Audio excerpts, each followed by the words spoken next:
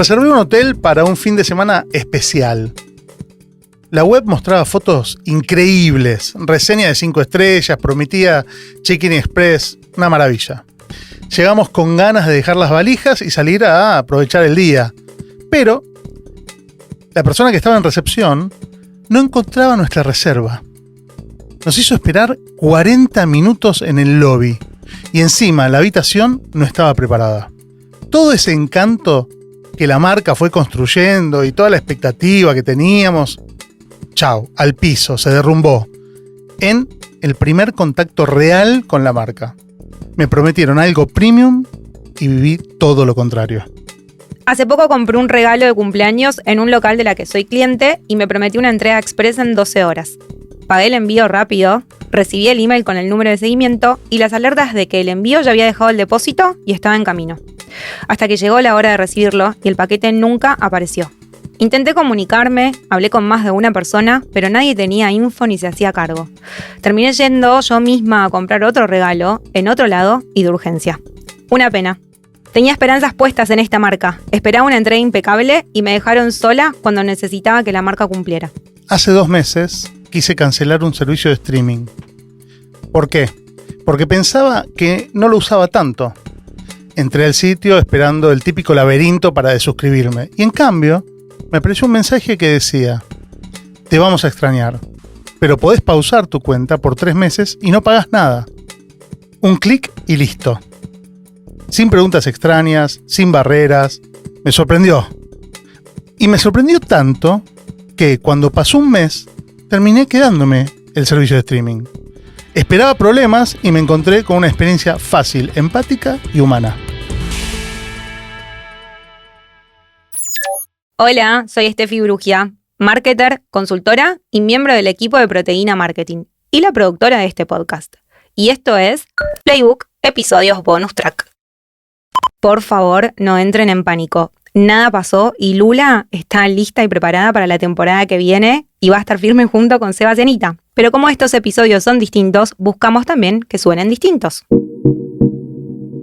En estos episodios especiales, en bonus track y por fuera de la temporada, vamos a hablar de algo que parece simple pero que, si lo haces bien, puede cambiar por completo la relación de tu marca con los clientes. Y vamos a empezar dedicándole un episodio entero al mapeo y diseño del Customer Journey. ¿Por qué elegimos este tema hoy, Sebas? Hola Tiffy, bienvenida. Bienvenida, un placer estar acá con vos. Bueno, ¿por qué lo elegimos? Lo elegimos porque vemos que es un tema que es necesario que se siga conversando y que se siga profundizando. Hoy está, nosotros podemos decir que está como más de moda o pareciera como que hay una especie de hype desde hace unos años atrás, o que de repente está un poco más en el lenguaje de todos. O sea, hoy en las empresas escuchás hablar de la experiencia del cliente, el cliente en el centro, pero la realidad es que sentimos que todavía no hay un conocimiento que sea parejo sobre el tema. Entonces, bueno, ¿qué queremos? Queremos ayudar a refrescar el tema, queremos que si vos ya estás en el tema, bueno, que lo vuelvas a escuchar, que lo vuelvas a reflexionar, y si no estás en el tema, seguramente te vamos a poder aportar cuestiones de arranque. Así que bueno, vamos a hablar de Customer Journey y vamos a hablar de cómo se mapea. Me parece excelente. Por las dudas lo aclaramos. Hablar de la experiencia del cliente es hablar de marketing. No es un tema al cual los marketers podemos estar ajenos. Por eso lo traemos también, ¿no? Sí, y nadie que trabaje en una organización o una empresa puede estar fuera de este tema. Sí, hoy es el corazón del marketing. Por eso también hacemos este episodio. Porque hoy por hoy, las empresas que se destacan, que van para adelante, que realmente tienen un diferencial, lo hacen por gestionar una experiencia del cliente superlativa, excelente, y que cada interacción con el cliente está pensada. El tema es que lograrlo, ¿sí? para poder estar en el tema, ¿no? Hay varias cuestiones claves, hay varias palancas que hay que apretar. Y esta gestión de la experiencia del cliente cada vez es más profesional. Por eso, vamos a hablar de esto y vamos a ver cuáles son las más importantes y las más utilizadas al momento de diseñar el Customer Journey que sea omnicanal y personalizado. Genial.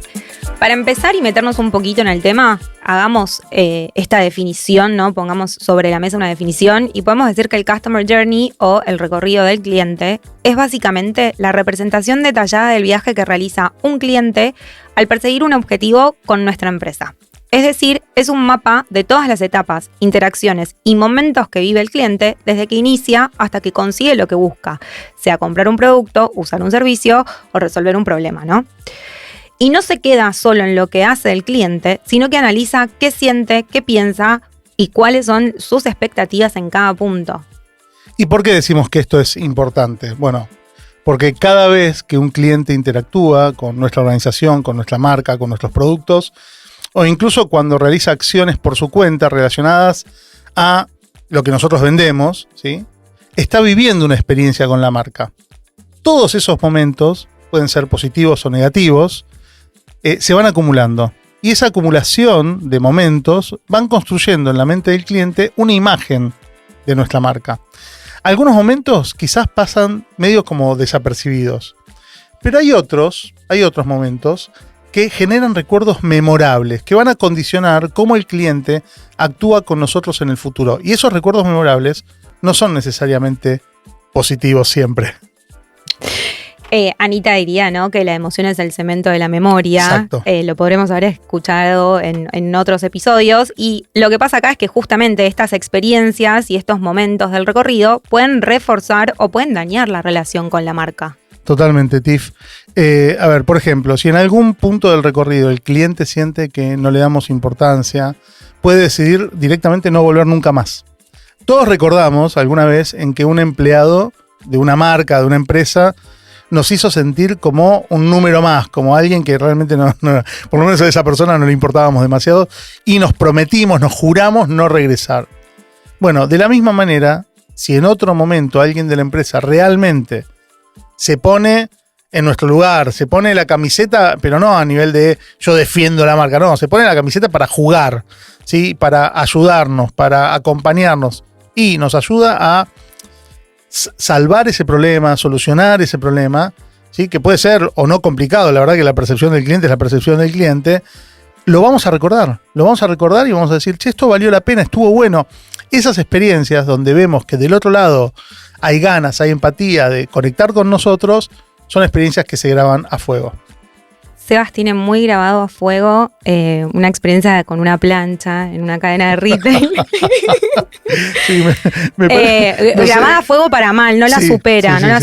No puedo soltarla. Y la cuenta un montón, y ese es un poco el tema, ¿no? Porque hoy además el cliente tiene el poder más que nunca de compartir eso que vivió con la marca, ¿no? Y ¿quién no se dejó influenciar por las estrellas y los comentarios de otros clientes, ¿no?, para comprar en Mercado Libre o en Amazon? O lo que nos dicen o viven nuestros amigos, colegas. O sea, la recomendación hoy tiene un poder impresionante. ¿Quién decidió o también ir a un restaurante porque después leíste las reseñas? O quién no miró TripAdvisor antes de reservar un hotel. Uh-huh. Todos lo hacemos. Las experiencias de los clientes se hacen públicas y esto es algo que está pasando más que nunca, ¿no? Y en esta época, y afectan la reputación de nuestra marca. Eso es innegable. Entonces, no nos podemos dar el lujo de descuidar lo que sienten ellos.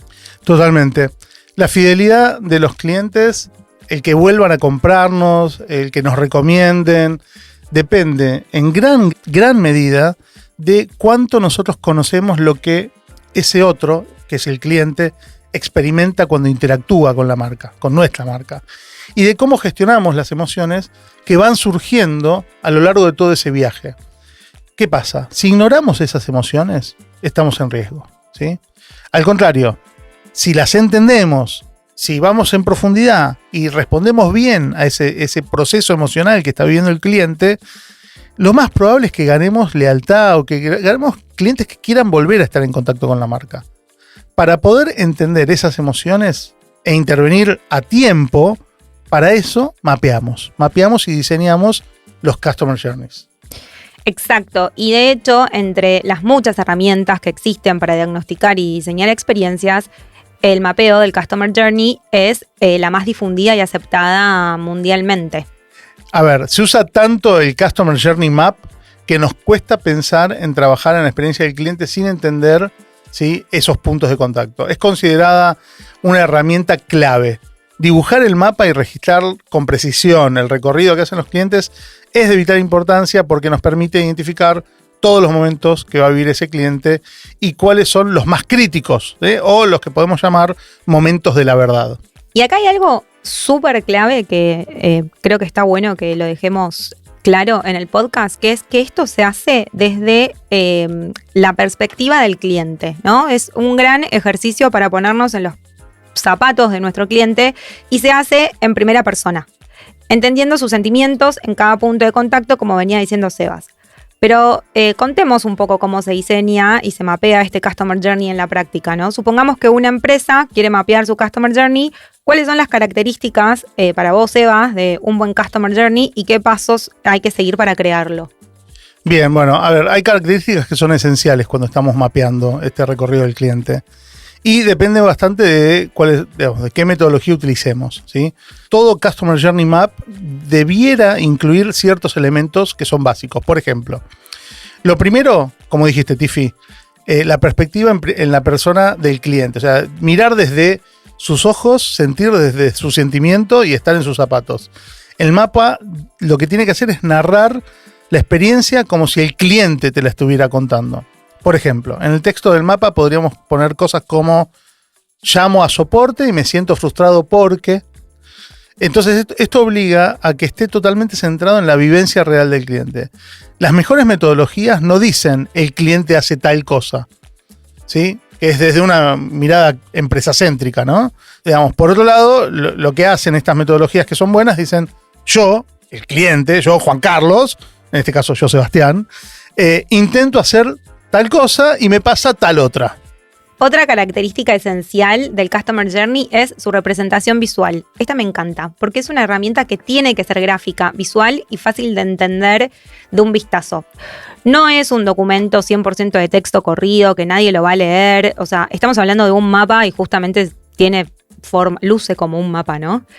Suele usarse una plantilla con columnas por etapas, diagramas de flujo, incluso emojis o colores para las emociones. Algo que cualquier área de la empresa pueda mirar y entender el recorrido del cliente sin ser experto. Sí, y el mapa, a ver, lo que va a incluir también es, digamos, todas las interacciones a las que les vamos a poner un nombre y normalmente en la disciplina se les llama touch points, ¿no? Y también incluye otros momentos en los que la compañía tal vez no esté participando, porque una cosa es el touchpoint, ¿no? Que es donde la compañía puede interactuar, y otra cosa son momentos en los que la compañía ya no tiene acceso, ¿no? Por eso no se limita a los pasos donde la empresa esté presente. ¿Sí? Un buen Customer Journey abarca toda la vivencia del cliente, esté o no la organización en cada uno de esos pasos. Esto significa que a veces en el mapa vas a ver cosas que el cliente hace por su cuenta, las cuales no coinciden con cómo la empresa cree que es el proceso, y está bien, ¿no? Porque lo que hace es reflejar la realidad del cliente, que puede desviarse de lo que son nuestros flujos internos formales.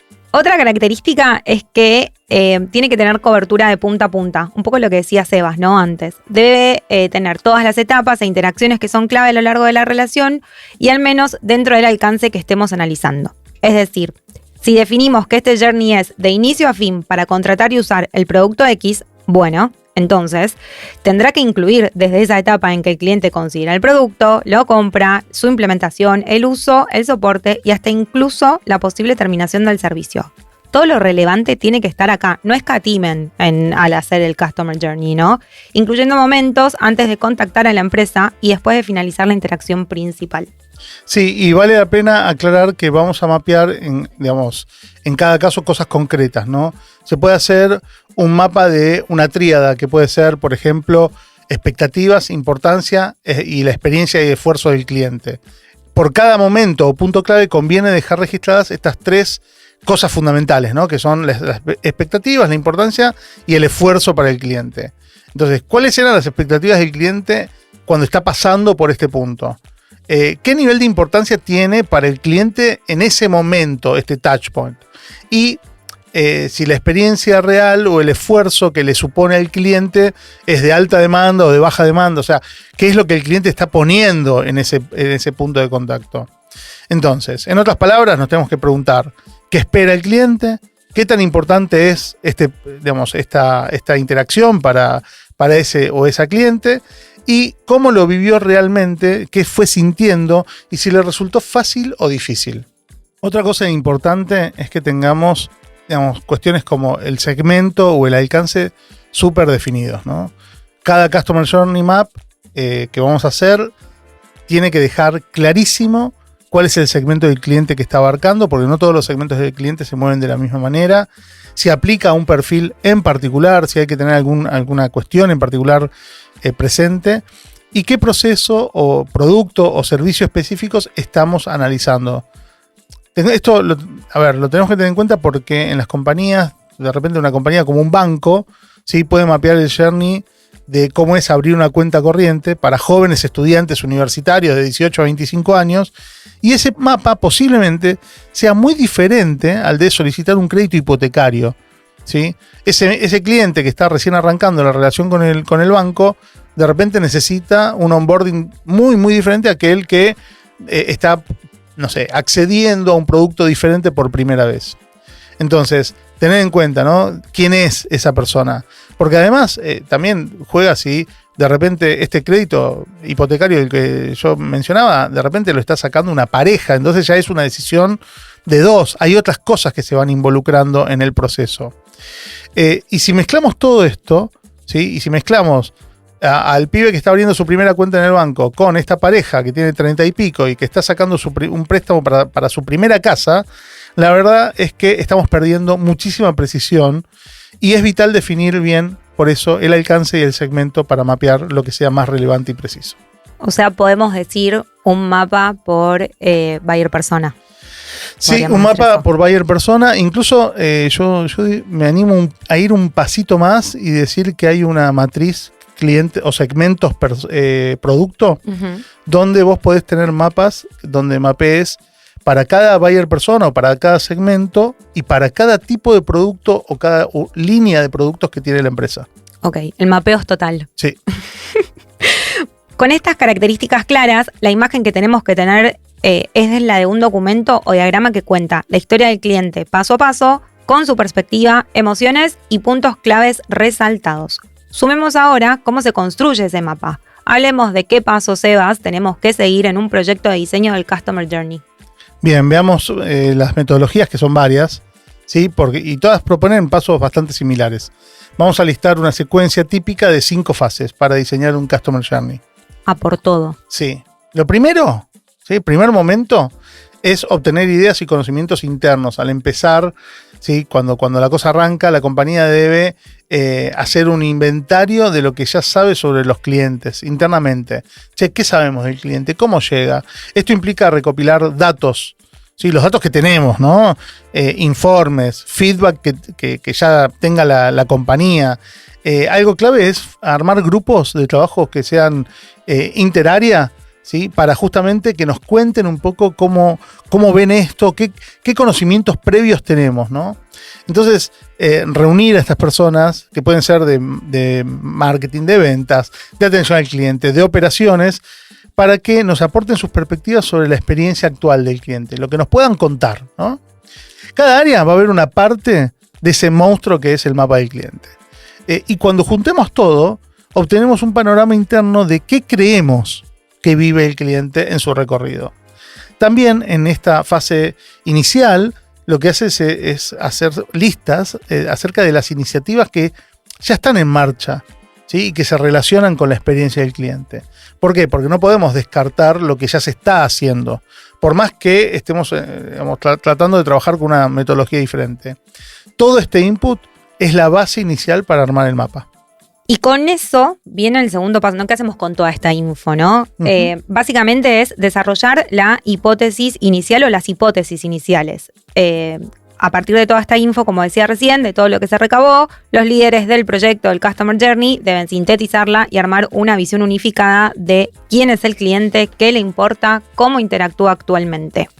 Acá se suelen identificar también lagunas de información. Cosas sobre las que nos damos cuenta, esto siempre pasa. Siempre.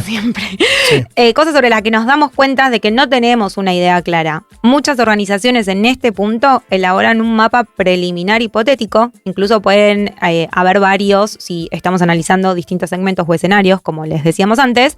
O sea, dibujan un Customer Journey basado en la perspectiva interna, lo que nosotros como empresa creemos que pasa, y ese prototipo se comparte con los stakeholders internos, los jefes de área o los equipos involucrados, para validar si refleja la visión común y también para identificar en dónde hace falta investigar más a fondo. Básicamente estamos diciendo, este es nuestro mejor supuesto de cómo es el journey. Sí, a esto muchas metodologías lo llaman educated guesses, ¿sí? O educated guess, que es justamente nuestro mejor entendimiento o nuestras mejores suposiciones, ¿sí? Es un saber basado en la experiencia. Pero ahí no se queda la cosa. El próximo paso es investigar, es investigar lo que pasa realmente, ir al proceso real del cliente, a ver sus necesidades, sus percepciones. Esta es la parte más importante, porque es incorporar la voz directa del cliente. Hay que salir al campo, hay que salir a investigar con métodos cualitativos, etnográficos, hacer observación, lo que haga falta para entender al cliente y a su contexto y a sus situaciones. Hacer entrevistas en profundidad, hacer como diarios donde el cliente registre el uso de un producto o la forma en la que resolvió un problema. Analizar comentarios en las redes sociales, hacer escucha social, ¿no? Cualquier técnica que nos brinde insights que sean reales, que vengan desde la perspectiva del propio cliente, va a sumar. La idea es entender de verdad cómo describe el cliente ese viaje. ¿Qué puntos destaca? Que ya sea como positivos o negativos. ¿Qué siente en algunas interacciones? ¿O cómo llega a esas interacciones? ¿Con qué emoción llega a esas interacciones? Acá solemos llevarnos varias sorpresas, ¿sí? Hay muchos hallazgos, revelaciones, cosas que no eran conocidas para la empresa, que van derribando o matizando las hipótesis internas, porque a veces lo que la empresa creía importante no lo es tanto para el cliente y viceversa. Esta etapa es de descubrimiento. Me acuerdo hace unos años con una empresa del agro, trabajando con el equipo comercial, que mencionaba como un momento de alto nivel de nerviosismo o crítico para el cliente, el momento de las siembras, por ejemplo, ¿no? Decía, no, el momento de la siembra es un momento donde el productor agropecuario está muy nervioso, está con mucha expectativa. Después, cuando se fue al campo, ¿sí? y cuando se identificó con el productor cuáles eran los momentos de tensión, bueno, la siembra no, la siembra era pura alegría. O sea, poder sembrar ya era una alegría para el productor. Ahora, sí estaba re nervioso para ver cómo crecía la planta. O sea, entonces había momentos muy diferentes entre la percepción del equipo comercial y la percepción del cliente. Y esto es algo que a veces realmente no es porque seamos tontos, sino porque al que le está pasando esto es el otro. Por eso hay que ir hacia el otro. Sí, lo tenemos que ir a investigar y... Para empezar, siempre los educated guesses van a estar bien. Digo, si no hay herramientas de info, es un muy buen comienzo y podemos tener un journey así, pero la verdad es que necesitamos que nuestro cliente nos dé la info, ¿no? Sí. Cuando tenemos esto, entonces, ¿cómo seguimos, no? Analizamos toda esta información y en esta instancia lo que tendríamos que hacer es juntar, ¿no?, la info tanto interna como externa, o sea, la voz del cliente, y la analizamos. Entonces acá es el momento de sacar conclusiones. ¿Cómo actúan realmente estos clientes? ¿Era lo que pensábamos que sucedía? ¿Qué quieren en cada etapa? ¿Cómo se sienten en cada uno de los touchpoints? Es útil cruzar esta info cualitativa con datos duros de los sistemas de la empresa, segmentados. Por ejemplo, si tuviéramos los datos de un CRM o métricas de satisfacción, sería ideal en este momento ver qué sucede con ellos. Total. Porque así podemos empezar a cuantificar estos hallazgos, ¿no? Ya dejan de estar en el territorio meramente de lo cualitativo y empieza a migrar al territorio de lo cuantitativo y podemos ver algunos patrones o por lo menos tener mejores hipótesis. Quizás descubrimos que ciertos segmentos tienen comportamientos muy diferentes a otros segmentos o que ciertos puntos del recorrido de repente tenían un impacto que era más crítico, ¿sí?, en los indicadores del negocio del que nosotros pensábamos. A mí esta parte me encanta porque es un poco la parte psicológica del marketing, ¿no? Claro, y es empezar a entender dónde están.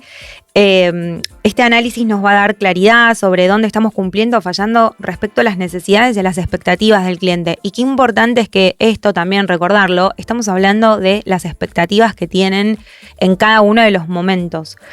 Y básicamente lo hacemos para justamente identificar las brechas importantes, ¿no? Dijera Anita también, la voy a citar, pero va a venir a los próximos episodios, no se preocupen, ¿eh?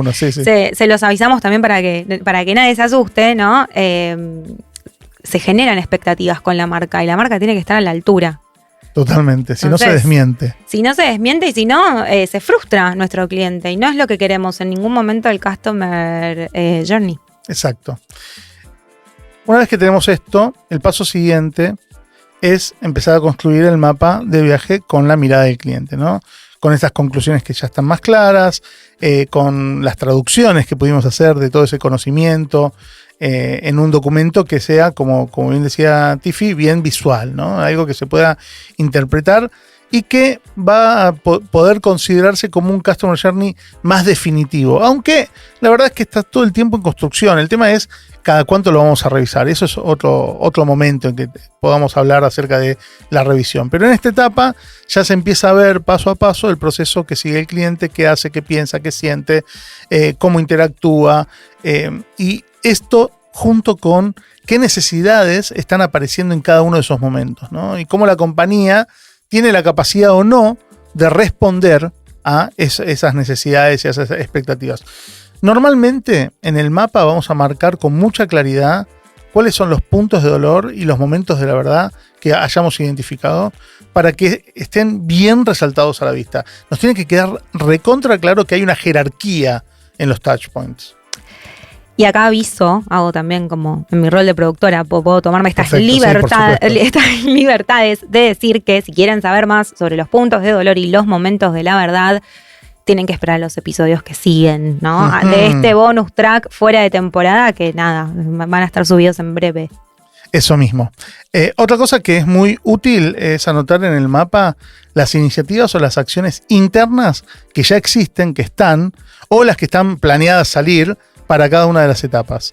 Así podemos visualizar cómo la empresa está abordando, ¿sí?, estas necesidades actualmente y detectamos si hay etapas o puntos de contacto donde no hay ninguna iniciativa activa o donde debiéramos hacer algo y no estamos trabajando. Incluso algunas empresas añaden a este mapa estimaciones de costos o recursos que son necesarios asignar para mejorar el momento, el touchpoint. De modo que el Customer Journey Map sirva también como una herramienta de planificación estratégica donde se priorizan las inversiones en experiencia del cliente. Qué hermoso esto, ¿no? Qué lindo cuando todo se empieza a cruzar y lo llevamos a la estrategia. Y bueno, si esto la verdad que te parece mucho, a vos que estás del otro lado, está bien.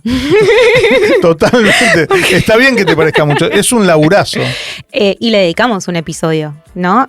Porque es realmente un proceso riguroso y este mapa no es un proceso que te vaya a servir si lo haces a la ligera. O sea, esto tiene que ser hecho a conciencia. Uh-huh.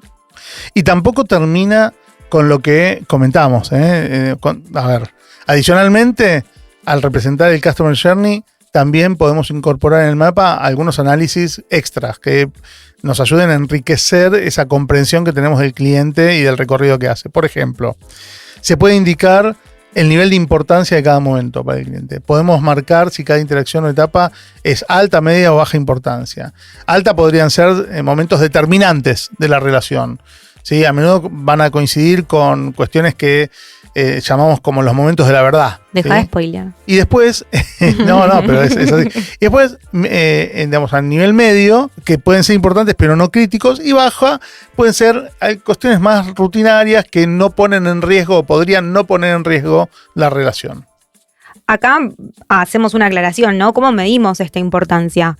Hay veces lo hacemos con técnicas cualitativas, ver en las entrevistas cuántos comentarios espontáneos nos hacen los clientes sobre algún momento en particular, ya sean quejas o elogios, o cuantitativas, que esto está más correlacionado con la satisfacción en ese punto, puede ser la satisfacción general o el NPS. Incluso podés preguntarle al cliente, ¿cuál etapa fue la más importante para vos? Aunque hay muchos te van a decir que todo es importante, eso también es un poco cierto, hay que interpretar con cuidado, ¿no? Lo importante es entender qué puntos son prioritarios desde la óptica del cliente. Otro análisis extra es marcar los momentos de diferenciación en el mapa, o sea, señalar dónde la empresa quiere lucirse o transmitir la promesa de valor que tiene como marca, ¿sí?, a ese cliente. Así nos aseguramos de ver en esos puntos de contacto en particular, o de revisar en realidad esos puntos de contacto en particular y verificar que estemos ofreciendo algo especial y consistente con nuestra identidad, ¿sí?, justo ahí cuando el cliente entra en contacto. El otro día estábamos con Anita trabajando para un cliente de proteína que tiene una marca gastronómica y fue re divertido porque nos pusimos a pensar en qué momentos de diferenciación hace que la experiencia en el restaurante sea realmente especial. Un buen ejemplo de eso es lo que hace Flatiron en Londres. Es un ejemplo que a mí me gusta mucho de cómo un restaurante puede convertir los momentos de cierre de la experiencia en un gesto realmente inolvidable. Amo que, como son pareja y socios y todo, las anécdotas son las mismas. Sí, porque tremendo, Anita, tremendo. porque Anita contó exactamente lo mismo. Sebas, viajen Sí. separados o no Sí, sé, porque sí, vamos a tener que empezar las a- anécdotas se reducen Sí, es entre tremendo, ustedes. es tremendo. Tenemos que ampliar anécdotas. Bien, no, pero igual la voy a contar porque, digamos, por ejemplo, en Flatiron lo que pasa es que cuando vos terminás de comer, ¿sí?, en lugar de darte la cuenta o un caramelito así tipo de cortesía, te dan un mini cuchillito de metal con la forma de la marca, que justamente es un cuchillo para cortar carne, digamos, especial, que te lo dan como si fuese un souvenir, pero no es solamente un souvenir o un recuerdo. De hecho, tiene el loguito grabado, es divino. De hecho, digamos, de alguna manera simboliza, ¿no?, la calidad de su carne, la maestría en los cortes, todo eso, que es el corazón de la propuesta. Pero vos podés agarrar, ¿sí?, eso que vos te podés llevar a tu casa y, digamos, te lo podés llevar a tu casa como si fuese la esencia del lugar, ¿sí? Pero no termina ahí. Sí, porque Anita dijo que lo podías cambiar por un helado.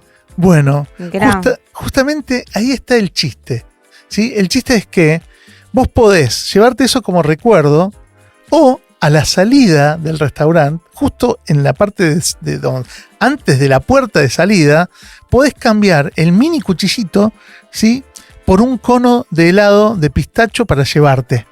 ¿Sí? Para llevarte y para ir comiendo por la calle, el conito. Entonces, en lugar de un adiós así seco, hay un gesto que te deja una sonrisa. Y literalmente te vas saboreando la experiencia y el mismo que te hicieron, o si te copa más la colección, te lo llevas de colección. Pero lo tenés que tradear con vos mismo, ¿no? Si te llevas el recuerdo o te pones el recuerdo. El resultado es que el último punto de contacto con la marca no es transaccional, es emocional. Y eso tiene un enorme poder en la memoria del cliente. No solamente recordás que comiste bien, sino cómo te hicieron sentir cuando te ibas. Y no sé si Anita lo contó, pero hizo pucheros porque ella quería las dos cosas y no había posibilidad de las dos cosas. Era el helado o el cuchillo, ¿sí? Pero cuando justamente digamos, puso carita, agarró y le dieron los dos. Así que nada, es cosas que logra Anita. Lo puedo creer y lo contó. Y nos hizo puchero cuando lo contaba también, Sí, o sea, sí. revivió su cara, ¿no? Sí, claro. Voy con otra cosa más que se puede incluir en el mapa del Customer Journey, que es incluir las métricas de valoración y esfuerzo por etapa. Por ejemplo, podríamos poner una calificación de satisfacción del cliente en cada interacción o touchpoint, como puede ser el CSAT o el NPS transaccional. Sí, y se puede también poner una medida de esfuerzo, de evaluación del esfuerzo, como el Customer Effort Score, CES, ¿sí? El CES indica qué tan difícil fue para el cliente ese paso. Tener un CES alto significa que el cliente percibió que ese paso, ese touchpoint, le costó mucho esfuerzo. casi seguro va a ser un punto de dolor, si es alto. Y un CES medio implica que hubo algunas dificultades, pero nada terrible. Un CES bajo significa que todo es fácil, que como sin esfuerzo, o por lo menos sin un esfuerzo significativo o reconocible por el cliente. Por lo tanto, identificar interacciones con CES alto es súper importante porque suelen corresponder a frustraciones que tenemos que abordar.